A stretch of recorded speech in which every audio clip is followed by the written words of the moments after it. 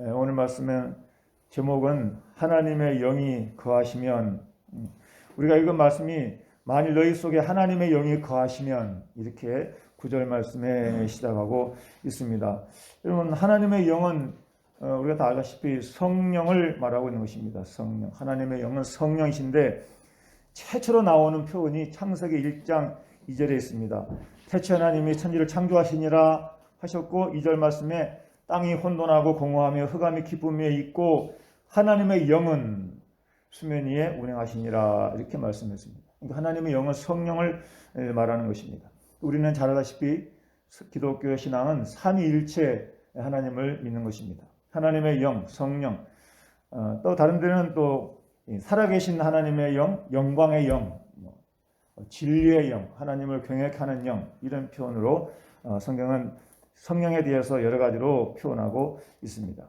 근데 이런 영이 우리 인간에게 함께 하시면 우리는 어떤 삶을 살 수 있게 되겠는가? 오늘 하나님의 영이 함께 계시면 우리 인간이 영적 존재입니다. 영적 존재.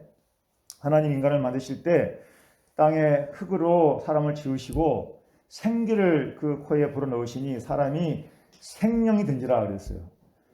그러니까 우리도 동물에 속하는데 우리는 짐승과 다른 게 뭐겠습니까? 일반 짐승들은 그냥 혼적 기능으로 살아가지만 우리 인간은 혼보다 더 고차원적인 하나님의 속성이 들어있는 영의 존재라는 거예요. 영.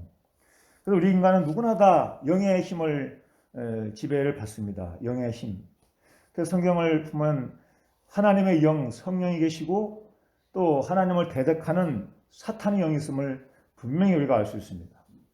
우리 인간이 하나님과 교통하며 살 때는 기쁨과 행복을 누리고 살고 이 세상에 살면서 선한 열매, 생명과 평강의 열매를 맺지만 악령에 이끌리게 되면 말 그대로 악의 열매를 맺게 되는 것이죠.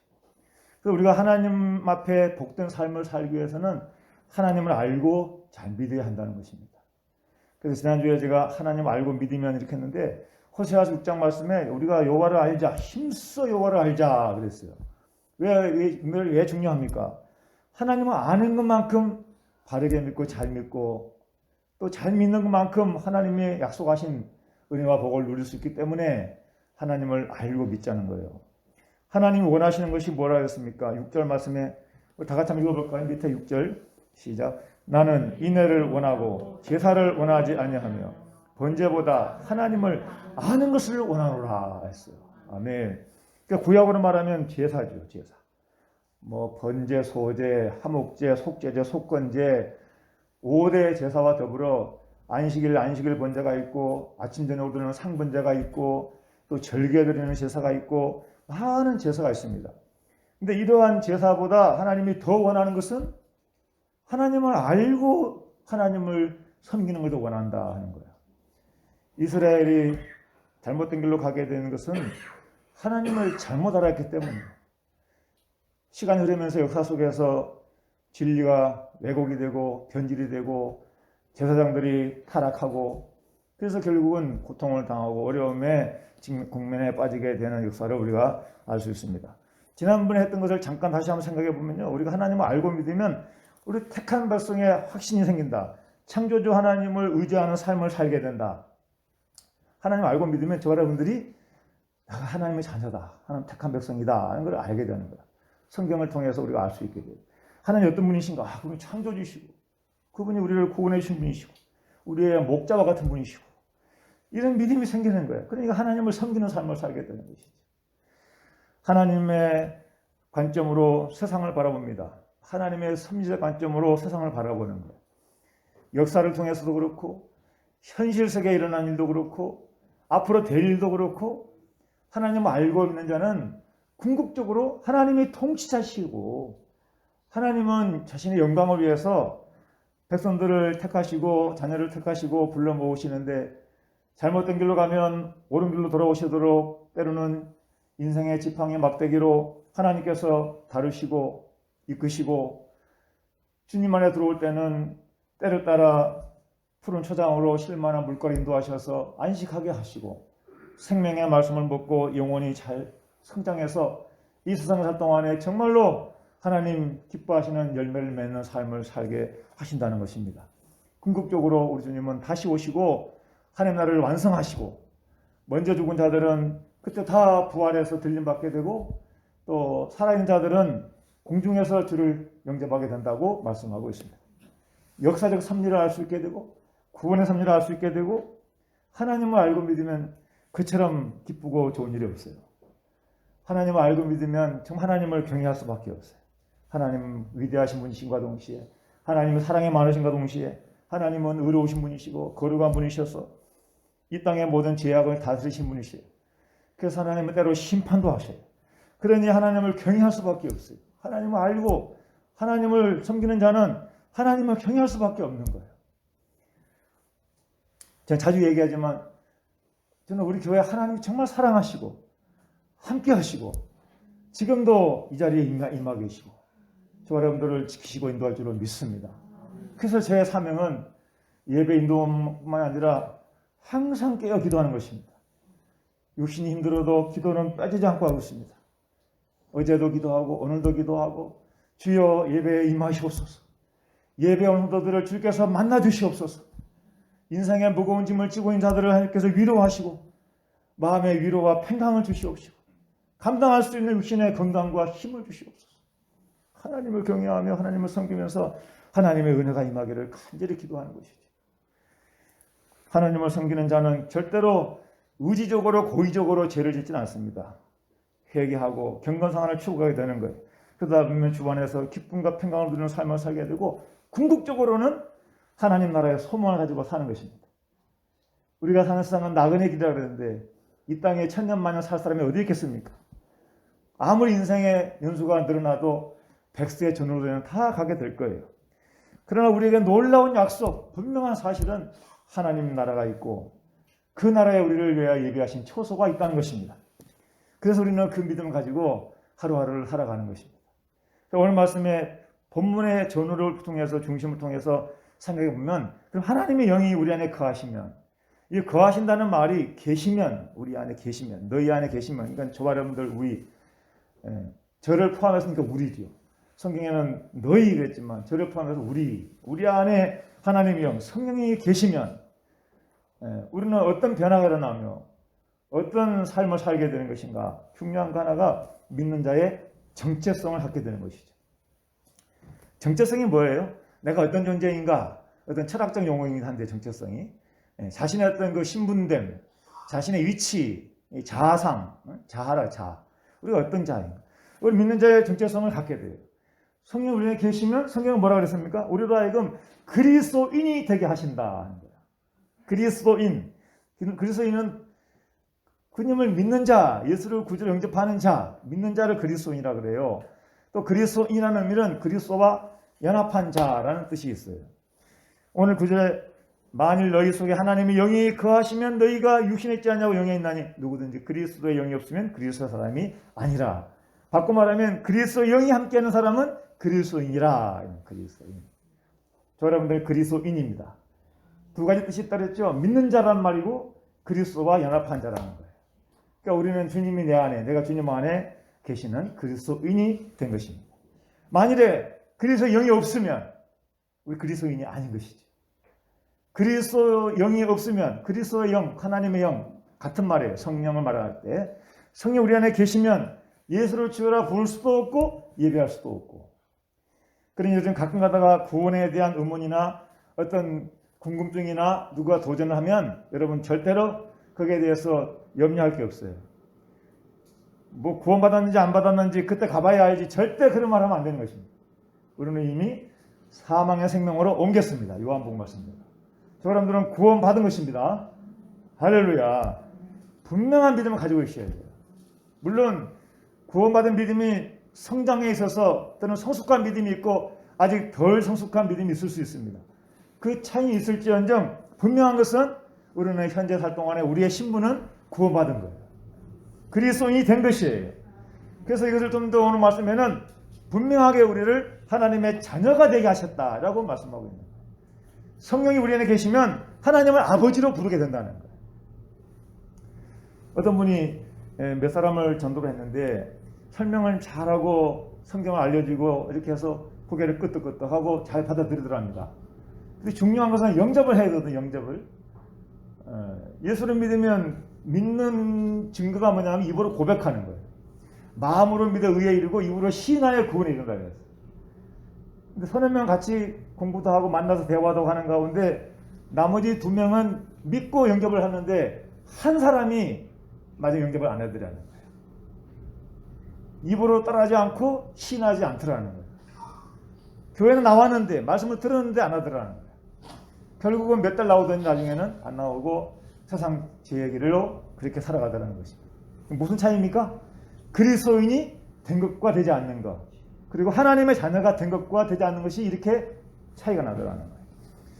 그리스도의 영이 계신 자, 하나님의 영으로 인도받은 자, 바로 저 사람들은 하나님의 자녀가 된 것입니다. 할렐루야. 우리는 하나님의 자녀가 됐다는 것은 곧 건강한 정체성을 가졌다는 거예요. 건강한 정체성.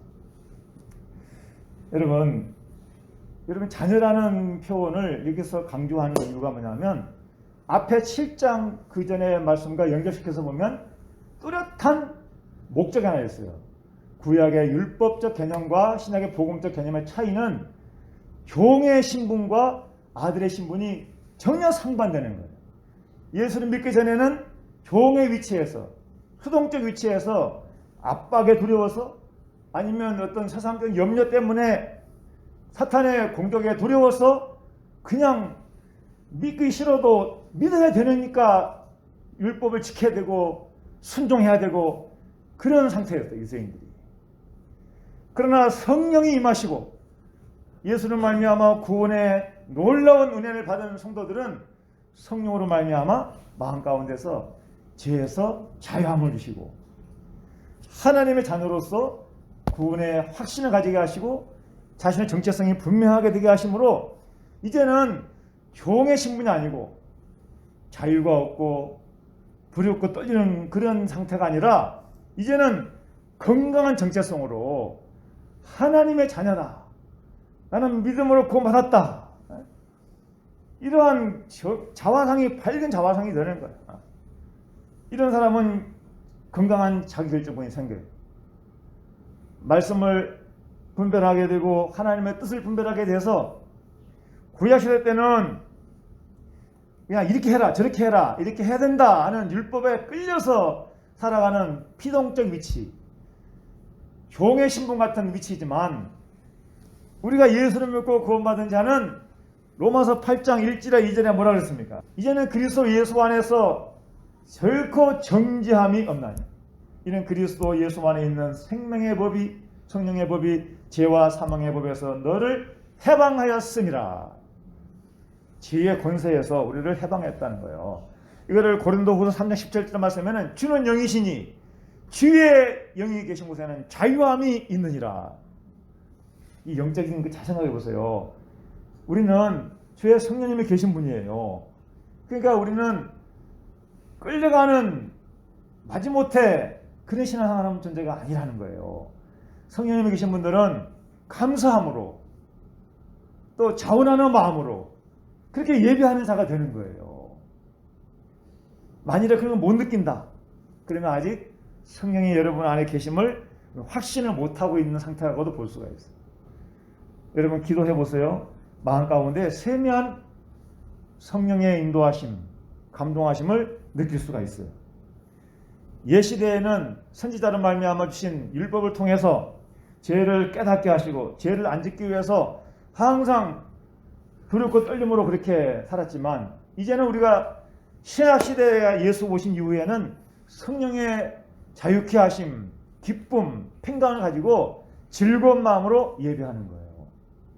다만 우리는 아직 육신이 불완전하기 때문에 섰다고 한 자는 넘어질 수도 있기 때문에 교만하지 말도록 하기 위하여 섰다고 한 자는 넘어질까 조심하라. 두렵고 떨림으로 너희 구원을 이루라라고 빌립보서의 말씀에는 바울이 빌립보 교회에 권면하고 있는 걸 볼 수가 있습니다. 여러분 우리는 우리의 영적 위치, 신분, 우리 자아의 정체성은 우리가 어떤 존재라고요? 하나님의 자녀라는 거예요. 우리가 그리스도인이라는 거예요. 이것을 성령이 우리 안에서 증거하게 하시고 하나님을 아빠 아버지라 부르게 하신다고 했습니다. 이것은 엄청난 차이가 나는 것입니다. 이것이 있는 것과 없는 것은 마음이 천국이냐 지옥이냐와 같은 그런 극과 극의 차이라고 볼 수가 있어요. 우리 성도님들 세상 바라보고 걱정하고 염려하고 그렇게 눌려 살지 말고 성령의 인도를 따라 하나님을 의지하고 소망 가운데 사시기를 바랍니다. 그때 주님께서 위로의 말씀을 주시고 소망의 말씀을 주시는 거예요. 오늘 말씀에는 죽을 몸도 살리신다라고 말씀하고 있습니다. 11절 말씀에 예수를 죽은 자 가운데서 살리신 이의 영이 너희 안에 거하시면 그리스도 예수를 죽은 자 가운데 살리신 이가 너희 안에 거하시는 그의 영으로 말미암아 너희 죽을 몸도 살리시리라. 할렐루야. 우리는 현재 지금 살아있죠. 그러나 그리스도의 영이 없으면 이 몸은 죽을 몸이에요. 이미 죽은 몸이고 또 죽을 몸인 거예요. 왜냐하면 사망 선고가 있기 때문에. 다만 유예 기간에 살고 있는 거지. 그러나 그리스도의 영이 계시면 죽을 몸도 살리시는 거예요. 살다가 죽으면 언젠가 죽지요. 그러나 그리스도의 영이 계시면 다시 살아가는 거예요. 여러분 이것은 무엇을 의미합니까? 이 세계가 육신이 살아가는 우주적 공간이 있는가 동시에 또 우리가 알지 못하는 보지 못하는 영적 공간이 또 있다는 거예요. 여러분 사후세계를 여러분 성경을 통해서 믿으시죠? 우리는 사후세계를 믿는 거예요. 사후세계를 영의 세계를 믿는 것입니다. 여러분 요즘 사회에 이슈가 되는 말 많이 쓰는 말이 있는데 그 메타버스라는 말이에요. 현재 사회의 특성이 뭐냐면 급속한 IT 기술, 스마트폰이나 인터넷이나 아주 첨단 기술이 발달해가지고 우리가 상상할 수 없는 일들이 많이 일어나고 있습니다. 긍정적인 면도 있고 부정적인 면도 있고 그래요. 그러니까 메타버스를 여러분 좀 들어보셨을지도 몰라요. 요즘에 여기에 대해서 기업들이 많은 연구를 하고 있답니다. 책도 많이 나와 있고. 이 메타버스라는 말이 좀 여러분 이제 설명을 제가 좀 하기 위해서 자료를 좀 이렇게 찾아봤는데 플랭클린 포라는 사람이 생각을 빼앗긴 세계 이런 책을 썼어요. 생각을 빼앗긴 세계. 이 생각을 빼앗긴 세계라는 책 속에서 지금까지 인류 역사에 유명한 철학자 데카르트부터 시작해가지고 근래 이르기까지 많은 지식의 발전사를 쭉 열거하면서 현대인들은 정말 놀라운 그러한 그 문화 혜택, 이런 그 디지털 세계의 문명 혜택을 누리고 있다고 하는 것입니다. 근데 이런 것들이 마냥 좋지만 않다는 거예요. 자기 결정권을 빼앗기게 되고 뭔가 원치 않는 세계 공간으로 휩쓸려가는 세계에 살고 있다는 거예요. 그러니까 자기 결정권에 대한 얘기는 우리는 믿는 사람으로서 지금 문제가 되는 것은 우리의 정체성에 관련된 문제가 지금 많이 일어나고 있다. 그럼 예를 들면 이런 거예요. 하루에 10,000보를 그러면 100원 준다고 하더라고요. 나는 그게 궁금했어요. 어떤 회사가 그렇게 하는지. 아시는 분도 계시겠지만 스포츠 기업들이 어떻게든지 마케팅을 잘해서 기업의 이윤을 높이려고 많은 아이디어를 내는 거죠. 나이키는 타이거 우즈를 모델로 해서 선전을 하고 아디다스는 축구선수 메시를 광고 모델로 내서서 광고를 해. 근데 차이점이 뭐냐면 타이거 우즈가 모델로 나오는 나이키 회사는 미래 세계를 내다본 거예요. IT 쪽으로 메타버스 쪽으로 미래서 내다보고 연구를 하는 거예요. 그래서 나이키 신발 바닥에다가 어떤 장치를 넣어가지고 신발을 신고 다니는 사람이 하루에 몇 보를 걷는지, 뛰어다니는지 걸어다니는지 그거를 이미 그대로 다 알고 있대요. 그 연관된 사업의 하나의 방법으로 10,000보 그러면 100원씩 주는 것도 다 거기서 연관되어 있다 그러더라고요. 결과가 어떻게 나오냐면요. 똑같은 유명한 스포츠 선수 스타를 내세워서 기업 광고를 하고 마케팅을 하고 이렇게 하는데 현재 주가 그 총액이 3배 차이 난대요. 우주가 하는 나이키는 60조 이상인가? 엄청 뛰어가고 이런 아디다스는 그냥 평범한 그런 곳으로. 지금 이 세계가 메타버스 쪽으로 발전되고 있다. 이 메타버스는 게 뭐냐면 가상 초월을 의미하는 메타라는 말하고 우주, 세계를 따는 유니버스가 합성어예요. 그러니까 초월, 세상, 초월 세상이다. 뭐 이런 뜻인 거예요. 여러분, 이 가상현실이 왜 중요하냐면 이것이 사회 경제적 활동까지 이루어지는 온라인 공간이 되고 있다는 거예요. 우리 연세 드신 분들은 잘 모를 수도 있어요. 저도 뭐 이런 거 별로 그게 뭐 그런가 하고 대수롭지 않게 생각하다가 최근에 계속 뭐 이런저런 이제 저는 책을 보고 있기 때문에 그런 거 보다 보니까 지금 세상 돌아가는 것이 그 아이들도 이 가상 공간에서 자기 아바타를 사가지고 아바타가 어떤 옷을 입고 있는지, 어떤 물건을 가지고 있는지, 어떤 집을 짓고 있는지, 그게 그 좋은 물건을 많이 사면 좀 있어 보이고, 싸구리를 쓰고 있으면 없어 보인대. 가상 공간에서 자기들이 실제로 있어 보이게 하려고 좋은 것을 사는 거야. 옷도 사고 뭐 이것저것 사고. 심지어 가상 공간에 어떤 사람은 교회까지 만들어 가지고 교회 안 다닌 사람이 그런 게임을 만들었어요. 그래가지고 거기서 헌금 걷어가지고 노래를 한다니, 헌금거리는 노래를. 아, 세상에 너무 놀랐습니다. 메타버스 안에 별의별 다 있다는 거예요. 물론 이거를 긍정적인 면으로 연구하는 뭐 강원대학교 이인화 교수인가 그 교수 얘기로는 메타버스의 발전이 어떤 무슨 뭐 이윤을 추구하는 기업 쪽으로 발전하기보다 동기는 사람과의 관계를 더 편리하게 하고 더 쉽게 하고 또 만나지 못한 세계에 단절되어 있는 세상에서 이 가상 공간이라도 디지털 세계 속에서라도 자유롭게 만날 수 하기 위해서 그쪽으로 더 발전되어 가고 있고 그렇게 연구하고 있다고 그래요. 실제로 우리가 사는 이 세상에서 인터넷을 많이 쓰고 있는데 인터넷에서 정보는 뭐 7%밖에 올라가지 않는데요. 그러나 이 메타버스 가상 세계 속에는 거의 다 올라간다는 거지. 뭐 3G, 4G, 5G는 이건 이제 가상과는 6까지 가는, 6 그런 것까지 가는 거야. 세계까지. 그러니까 이제 우리가 이걸 생각해보는 의미는 뭐냐면 우리가 사는 세상에 지금 돌아가는 것이 과거에 80년대, 90년대 초반까지도 상상도 못했던 그러한 그 디지털 공간의 세계가 우리 현실 속에서 사회활동, 경제활동까지 다 이루어지는 그러한 공간이 되다 보니까 교회들도 다 지금 이제는 여기에 뒤떨어질 수가 없어요. 그래서 유튜브를 하는 이유가 그래서 하는 거예요. 장경동 목사님도 지난 8월 달에 설교한 영상을 보니까 메타버스라는 설교를 했더라고 보니까 현재 유튜브에 들어와 있는 자기의 교회 선수가 뭐 몇백 명 되고 또 교인이 아닌데 들어와 있는 사람이 뭐 1,500명이 되는데 근데 1,500 정도 조회가 올라갔는데 한 달 지나 보니까 몇십만이 됐더라는 거예요. 그러니까 가상공간 안에 설교가 올라가 있는 거예요. 설교가. 그러니까 이것이 유명한 무슨 이제 방송국에 나온 유튜브의 그 콘텐츠는 뭐 1,000만이 넘게 구독하는 그런 것도 있다 그래요. 그러면서 이 시대에 이 메타버스 공간을 잘 이용하는 것이 교회도 일반 기업에 못지않게 투자를 하고 거기에 좀 부응을 해야 된다. 그런 쪽으로 얘기하는 걸 제가 봤습니다. 참 연세 드신 우리 성도님들 전하 그런 부분에 있어서 참 손 놓고 볼 수 없는, 구경만 하고 보기에는 너무나 현실 세계가 이렇게 발전하고 있고 사람들이 거기에 익숙해져 있다는 것을 생각할 때 우리는 의식구조도 변화가 좀 와야 될 것 같고 또 우리가 또 세상 살아갈 동안에 마음 가운데 절대로 변치 않는 영적 진리를 분명하게 붙잡고 사는 그런 것도 가져야 된다는 거예요.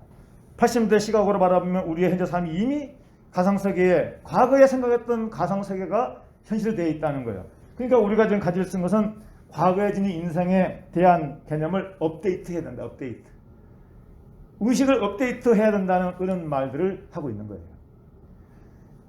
제가 오늘 말씀하고 있는 것은 영이 계시면 할 때 제가 부활에 대한 얘기를 통해 얘기했잖아요. 부활. 그러니까 지금 디지털 세계 속에서 메타버스니 뭐 하는 것은 인터넷으로 만들어진 가상 공간인 것이죠. 그러나 가상이지만 실제로 있는 거잖아요. 가상이지만 있으니까 거기서 화폐가 거래가 이루어지고 물건을 살고 팔고 또 자신의 어떤 그 존재감을 드러내기도 하고 하잖아요. 기업들은 그걸 돈을 벌기도 하고. 근데 우리가 믿는 하나님의 나라는 가상이에요, 가상이 아니에요. 영적 세계지만 실존하는 세계라는 거예요. 이 믿음을 가져야 현실 속에서 흔들리지 않는 믿음으로 인내할 수 있고 승리할 수 있기 때문에 제가 지금 이 얘기를 하는 것입니다. 성경에 분명히 우리는 이 세상에 사는 것이 다가 아니라고 말씀하고 있어요. 부자와 나사로 비유를 잘 하십니다. 부자는 남부를 것 없이 잘 먹고 잘 사는 그러한 사람이었지만 하나님을 섬기지 않았습니다. 하나님 몰랐습니다. 자기 배만 부르는 사람이었습니다. 그러나 문 앞에서 뭔가 음식물이 나오면 주워 먹는 이 거지 나사로는 하나님을 믿는 사람이었다 그랬습니다. 둘 다 죽었는데 부자는 지옥에 떨어지고 거지 나사로는 아브라함 품에, 구약의 천국 개념은 아브라함 품이에요. 낙원 혹은 아브라함. 이 거지가 영벌 안식하고 평안히 쉬는 것을 바라보는 이 부자는 너무너무 막 목이 마르고 고통스러울 거니까 손짓하면서 아브라함이 나를 형제가 5명이었는데 여기 좀 오지 않게 가서 좀 하나님 믿으라고 말씀해 주세요. 근데 너와 우리 사이에는 큰 건널 수 있는 구렁텅이가 있어서 오고 갈 수 없다 그랬어요. 여러분, 가상세계가 아니라 영적 세계에 하나님의 나라가 있고 음부의 지옥이 있는데 이 세상 할 동안에는 아직까지 기회가 있는 것입니다. 그러나 믿지 않고 가는 자는 이렇게 그 부자가, 어리석은 부자가 갔던 그 음부에, 그 지옥에 그렇게 떨어진다는 것이에요. 여러분, 요즘에 뭐 지옥 설교하면 인기가 없답니다. 교회 설교하면 교인들이 무슨 고리타분 설교하냐고 그런답니다. 그러나 성경의 진리가 이 세상이 다가 아니고 하나님의 나라가 존재하는데 우리가 살아가면서 누려야 될 현세적 천국임과 동시에 우리가 죽어서 가야 될 영원한 천국이 반드시 있다는 것입니다. 이것이 실제라는 것이다. 실제. 메타버스는 인간이 만드는 디지털 세계 속에서 영적 온라인으로 이루어지는 세계지만 영적 세계 하나님의 나라는 하나님께서 실제하고 계시고 먼저 믿는 자가 가서 쉬는 곳이고 우리가 앞으로 믿는 자가 가야 될 영원한 하나님의 나라인 것입니다. 우리는 하나님의 영이 계신 그한 자는 하나님의 영이 계시면 성령이 우리 안에 계시면 우리 죽을 몸도 살리시리라. 우리가 육신이 세상에 생명이 다하면 죽게 되지만 하나님의 영이 계신 자는 산 영이 돼서 죽음의 길로 가지 않고 멸망의 길로 영원한 심판의 길로 가지 않고 하나님 나라로 옮기게 되는 것입니다. 할렐루야. 그 소망 가지고 살아야 되는 것입니다. 그러면서 세 번째로 오늘 말씀에 강조하는 것은 하나님의 영이 있는 자는 육신대로 살지 않는다. 이렇게 말씀하고 있어요. 11절 13절 말씀에 그러면 형제들아 우리가 빚진 자로 되어 육신에게 져서 육신대로 살 것이 아니니라. 성경에 빚진 자라는 표현을 바울이 잘 씁니다. 공로로, 자기 공로로, 자기 행위로 군이 아니라 자기는 핍박자였고 교회를 멸망시키는 자였기 때문에 죄인이요 원수, 개수였던 자였지만은 하나님이 그러한 사울이라는 사람을 택해서 예수 그리스도를 전하는 사도로 써주시잖아요. 이게 자기는 은혜의 빚진 자, 구원의 빚진 자, 육신의 빚진 자라는 거예요. 우리도 마찬가지인 것입니다. 과거에 하나님 몰랐을 때 우상 섬기고 자기 길로 가고 죄악의 길로 갔다 할지라도 하나님 우리를 택하셔서 자녀가 되게 하셨으니 우리는 은혜를 입은 자요 하나님 은혜의 빚진 자가 된 것이죠. 이러한 하나님의 영이 계셔서 하나님 자녀가 되게 하신 자는 이제는 육신대로 살면 안 된다는 거예요. 너희가 육신대로 살면 반드시 죽을 것이로되 영으로서 몸의 행실을 죽이면 살리니. 할렐루야. 우리는 육신대로 살면 안 된다는 말은 육신의 소욕, 죄악을 쫓아가고 쾌락을 쫓아가고 하나님 없는 세계를 쫓아가는 어리석은 자가 되지 말라는, 이것이 우리에게 주는 권면입니다. 권면. 하나님의 영을 따라 사는 자에게는 신앙의 원칙이 있습니다. 신앙의 유익과 축복이 있습니다. 믿음이라는 것은 보이지 않는 영적 세계를 보고 믿는 것입니다. 메타버스가 가상세계지만 실제로 존재하는 것처럼 영적 세계는 바로 실제인 것입니다. 그래서 우리는 하나님 앞에 믿음으로 살아야 되는데, 아까 제가 처음에 말씀드렸죠. 구약 시대 때는 율법을 지키고 애우고 그렇게 살았지만 신약 시대 때는 예수님을 믿고 하나님의 영을 따라 사는 성도가 되는 것입니다.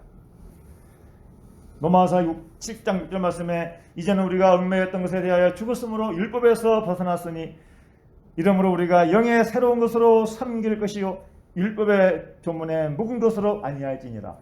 여러분 신앙의 수준이 성경을 볼 때 막 이렇게 구약적으로 볼 때 막 두렵고 떨리고 그러잖아요. 분명히 그렇게 했습니다. 구약 시대 때는. 그러나 이제는 성령으로 거듭나고 하나님의 영의 인도를 받는 자는 새롭고 하나님이 주시는 은혜 가운데 자유함으로 감사함으로 신앙생활을 하는 그런 마음의 상태로 변화가 되는 거예요. 그래서 그것이 아까 제가 말씀한 대로 바로 하나 된 하나님의 자녀된 삶이다. 오늘 아까 우리가 읽은 그 14절까지 말씀이 그렇게 말씀하고 있어요. 무릇 하나님의 영으로 인도함을 받는 자들은 곧 하나님의 아들이라. 자녀라면 자녀. 저는 영화를 안 봐서 모르겠는데 넷플릭스에 소개된 영화가 Don't Look Up. 위로 보지 말아라. 위로 보지 말아라 하는 말이에요. 위로 보지 말아라. 이게 성탄절 전에 개봉됐는데 전날 개봉됐는데 아주 미국 사람들이 아주 엄청난 그 선풍을 일으키면서 많은 사람들이 봤대요. 말 그대로 위로 보지 말아라는 말이 왜 나왔을까? 여러분 그냥 설명을 들으면 이해가 될 거예요. 저도 설명을 위해서 제가 외우지를 못하니까 다 써왔어요. 미국의 어느 대학의 천문학팀이 지구를 향해 돌진하는 혜성을 발견했답니다. 이 혜성이 얼마나 큰지 부딪히면 지구가 완전히 멸망시킬 정도로 큰 위기가 차가운 것입니다. 과학자들은 다급하게 소식을 지도자들에게 알리고 대책을 세우도록 그렇게 조언합니다. 그런데 사람들의 관심은 다 엉뚱한 데 있었다는 거예요. 대통령은 중간선거 승리를 위해서 혜성 이슈를 이용하려 하고 사업가는 혜성에 담긴 자원으로 더 많은 돈을 벌려고 하고 언론인들은 색다른 뉴스거리로 치부하고 위기를 직감한 부자는 냉동 생존술에 의존해서 후에 다시 깨어날 것을 지금 도모하면서 그 위기에 도망쳤다. 한마디로 말하면 죽음이 눈앞에 와 있는데도 사람들은 일상만 생각하며 위를 보지 말자. Don't look up. 위로 보지 말자라고 외쳤답니다. 그게 영화의 핵심이라는 거예요. 위로 보지 말아라. 그냥 그거는 언론사들이 말하는 것처럼 좀 색다른 뉴스거리가 될 수도 있고 또 혜성이 와서 뭐 부딪히더라도 그 잔재를 잘 활용하면 오히려 인간 사회에 유익이 되는 뭔가 물질이 발견될 수도 있다는 식으로 사업 논리로 풀어가는 사람이 있고 돈 있는 사람은 그 위기만 극복하면 새로운 세상이 올 것이니까 냉동실에 들어가서 죽었다가 나중에 다시 부활 소생시키는 기술로 그렇게 냉동실로 들어가고 별의별 반응들이 일어났다고 하는 것입니다. 그러나 영화 속 이야기지만 이야기는 그냥 재미로 넘길 수가 없는 것입니다.